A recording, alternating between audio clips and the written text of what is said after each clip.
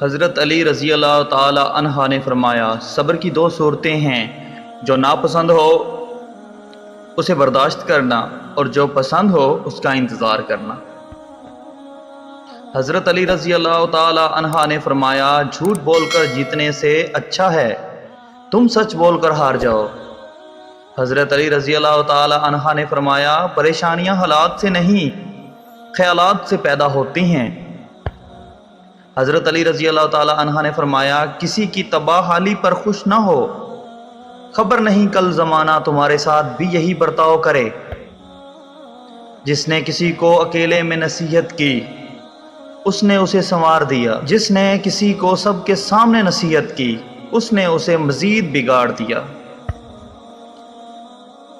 غلط بات پر غصہ آ جانا شرافت کی نشانی ہے، لیکن اسی غصے کو پی جانا مومن کی نشانی ہے۔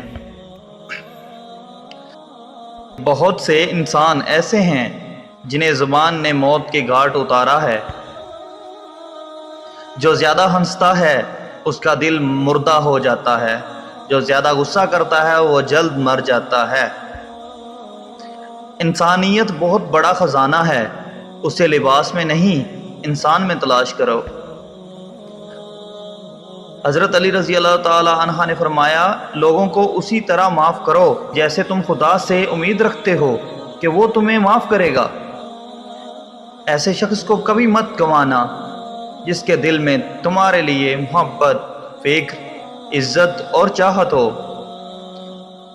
جو آدمی دوسرے لوگوں کے عیب کی تلاش میں رہتا ہے اللہ تعالیٰ اس کے عیب ظاہر کرتا ہے۔ جو ظلم کے ذریعے عزت چاہتا ہے اللہ اسے انصاف کے ذریعے ذلیل کرتا ہے۔ کبھی اپنی زبان سے کسی کے عیب بیان نہ کرو، کیونکہ عیب تم میں بھی ہیں اور زبان لوگوں کی بھی ہے۔